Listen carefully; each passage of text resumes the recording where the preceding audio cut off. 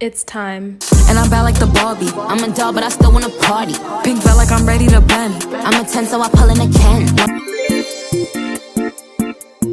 My highly requested skincare routine.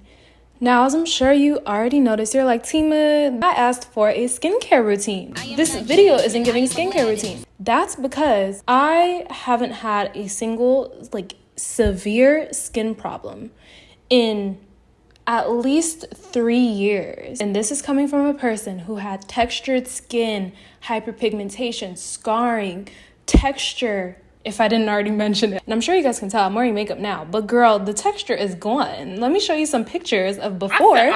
Jump scare. My skin was just, it was rough. It was hard. To this, my skin is gleaming, glowing. Texture who? Texture where? It's a joke. I have pores. I have been able to completely change my skin, I would say permanently. But honestly, I have made some serious lifestyle changes that have changed my skin forever. And that's why this isn't a skincare routine, because your habits and your lifestyle play the biggest role in how your skin looks. When it's been a few hours, when it felt like days. Hi girls, welcome back to Boss Girlified. It is your girl Tima. Girl, we're talking about this. We're talking about how all this happened. Growing up, I did a lot of moving around, okay? I lived in Baltimore for a little bit. I lived in California. I lived in Alaska for 2 years. So that's a lot of climate changes, and my skin is sensitive. All right. Climate, environment changes, seasonal changes, all of that is no bueno for a sensitive girly with asthma, allergies, and eczema. So that change of environment confused me a lot as a young girl, and I did not understand my skin at all. When I was in cheer and I was doing my makeup every day, my skin was so oily that my makeup would come off just because of the oil. Wait, Tima, but I thought you were a dry girl. I am. The problem was I didn't understand my skin, so my skin and my pores were screaming for hydrating products, so much so that it was overcompensating by creating a hell of a lot of oil. Imagine how confusing that is. In high school, I was not the healthiest, balanced queen. I wasn't eating the greatest, even though I grew up eating pretty well. I, for some reason in high school, just decided I want to eat what I want to eat. I did not give a damn about my skincare, to be honest. And it's not even like I was having a whole 10-step skincare routine and just skipping it one day out of the week. Girl, I'm talking about I used to sometimes fall asleep with my makeup on. Embarrassing, okay? Are you not ashamed of yourself? Are you not embarrassed? This is really embarrassing. I was using products, most importantly, that were not for my skin because I simply did not understand my skin. I didn't get it. And can you blame me? What the? I thought if your skin is dry, it's supposed to be all cracky and shit all the time. I didn't know that if you use the wrong products on dry skin, for me at least, it will create this overcompensation in my skin and it'll start creating a whole lot of oil. That didn't make sense to me at the time. I just thought I was super oily. For the longest time, I thought I had oily or combination oily skin. And mostly it got bad when I was in Alaska with the oil part of my skincare. And I didn't realize that the climate probably had a lot to do with that because it was dry and I was drying my skin out even more. To make things even worse, I was wearing makeup almost every day, heavy makeup at that. And I'm a sensitive girly with eczema. That is not a good combination. And I realized that my biggest problem was I was having clogged pores. Oh my goodness, my nose. I had so many clogged pores on my nose. You guys, recently I have not had a single visible clogged pore on my nose for years. But there was a point in time where my entire nose was so visibly filled with stuff, gunk, that people used to call it out, which don't do that, by the way. That's very rude. And also, if people can't change it right in the moment, what is the point in calling it out? It's just rude and weird. I did some research. I started changing a lot about my life, and honestly, the minute I started changing my life around, just in general, just started giving a damn more about myself, maybe just taking better care of my mental health, my physical health, my environment, that's when I started to see the most difference. This is how I was able to clear my skin. I paid attention to my habits, read some books, asked some professionals, and did some really thorough research to understand my skin and what it needs. Moral of the story, like the most important thing you can take away from this video is to pay attention to your habits because they play a huge role, if not a main role, in your skin's health. And it's not just a product. It's not just a specific thing that's going to cure it all. It's really your lifestyle. It's your habits.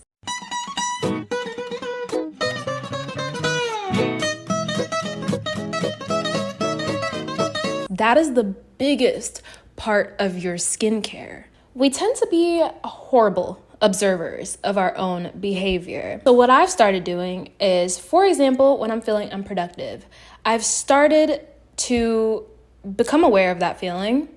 When I start, trying to distract myself with mundane tasks like we all do, I'll stop myself and I'll be like, wait a minute, record your environment. Now, hold on here. I know this sounds a little crazy, but I will pick up my phone and just take a quick panoramic video of my entire room that I'm sitting in right now.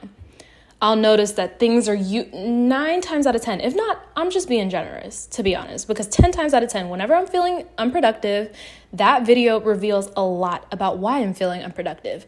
There's shit laying around everywhere. Nothing is where it should be. Everything is a mess. The floor is dirty. I have like 50 million tasks in front of me that I didn't finish, and it's overwhelming me. So what I do immediately is I recognize that and clean up, and boom, I feel a lot better. I've noticed that my environment always impacts the way I'm feeling directly. And that's the same thing with your skin. Your skin will tell you exactly what you need to hear. You just have to pay attention and listen. And most importantly, adjust. This is really what started my skincare routine and journey, right? I took a video of my skin in different lighting and different angles. I lost the video though, because I took it so long ago. Like I took it when I was like still just exiting high school. Crazy to think about. That's when I started my skincare journey. But I just took a video of my skin in all different angles, all different types of lighting without judging, which is really, really hard to do. But my desire to better myself overpowered my fear of confronting the issues that I had with my skin.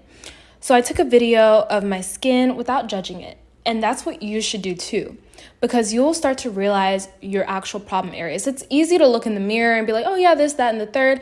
But there's something about us like actually having a video that we can go back to that is a lot different than just looking at your skin in the mirror every day. Because first of all, we use different products every day. We go different places every day. We do different things every day. We eat different foods every day. So your skin is going to look different every single day. So when you record your skin at least like 2-3 times a week, even every day, you'll notice a lot of differences. And then you'll start to put the puzzle pieces together. Having great skin is all about putting the puzzle pieces together to see what works for you. So let's get into the specifics. Let's talk about what I noticed about my skin. What I noticed is that my biggest issue was clogged pores and dry, sensitive skin that I was not catering to. I was also using products that were extremely bad for my skin, and I wasn't eating the best. So, changes to my makeup. I started using lighter foundations, not even wearing foundations sometimes, lighter concealers, lighter contour, just in general, lighter makeup. And most of the time, unless I'm filming a video, because I like to get glam and I love to do makeup, or if I'm playing around with a different look, I am 9 times out of 10 either not wearing makeup or wearing very little makeup. And by makeup, I mean like maybe mascara and maybe brushing my brows back and just letting my skin breathe. This is not going to work for everyone. I mean, this is probably only going to help with a certain type of skin type.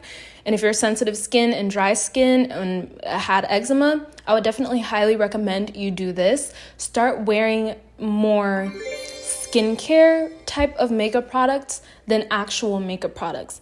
That has been the thing. Like, the minute I started using tinted moisturizers, light foundations, not even wearing foundation, wearing just highlighter and blush and mascara, you'd be surprised, girl. You can make yourself look beat with just like a couple of products without even like concealer, contour, or foundation. And by the way, guys, let me know in the comments down below if you guys want like how I make myself look beat with none of those heavy products, because girl, I've mastered it. I also started using more dewy products and more hydrating products.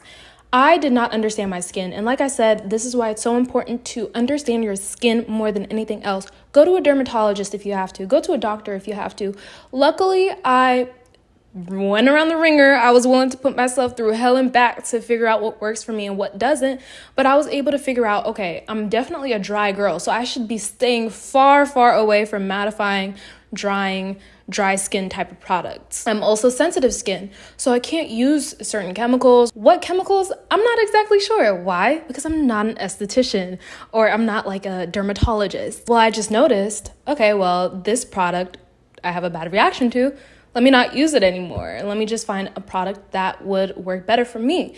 And for me personally, I've noticed that a lot of products that are lightweight and or for sensitive skin specifically work phenomenally for me. Changes to my diet.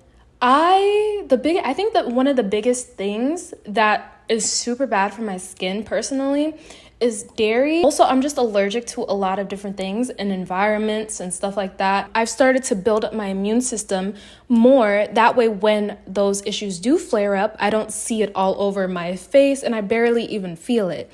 So I've been drinking like anti-inflammatory teas, just been eating good foods, not just for my skin, obviously, but that your skin is going to be a side effect of what you eat. So I've been eating more foods with like carotenes in them, like carrots and sweet potatoes, and just eating really good foods. I started out because, let's be real here, in America especially, it can be really difficult to eat healthy. But I would say if you struggle with eating nutritious foods that your body needs, start with eating one fruit and one vegetable a day. That's it. Just start as small as that.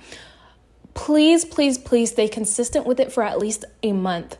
And I'll promise you this, by the end of that month, you're going to start craving fruits and vegetables. It sounds insane, but you guys, I don't crave junk food anymore. I used to literally, like, especially around my period, girl, I still do. Miss Little Caesars medium cheese pizza with crazy crust all over the pie. Once I started eating healthier, that's what I crave for, especially when I'm on my period.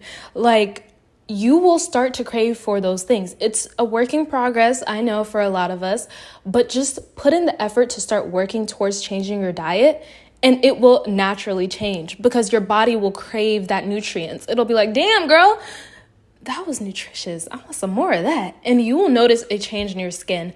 Also, research a little bit. Go to your doctor. Maybe notice certain foods, because a lot of us, more of us than we would like to think, have allergies that we just don't know about. So really pay attention to foods and how your body reacts to them.